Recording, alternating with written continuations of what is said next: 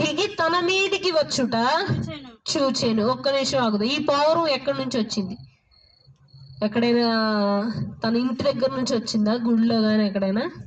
ఎక్కడి నుంచి వచ్చింది? ఆకాశం నుండి వచ్చిందండి.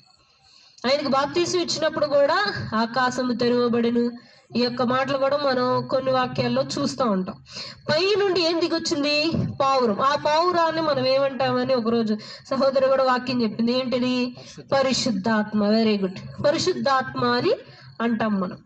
ఒకసారి మాట చూద్దాం. ఇదే మాట మరలా రెండోసారి చదువుదాం. 3వ వచనం, యోహాను సువార్త 3వ అధ్యాయము 3వ వచనం. అందుకు యేసు అతనితో, ఒకడు కొత్తగా జన్మించితేనే కాని అతడు దేవుని రాజ్యము చూడలేడని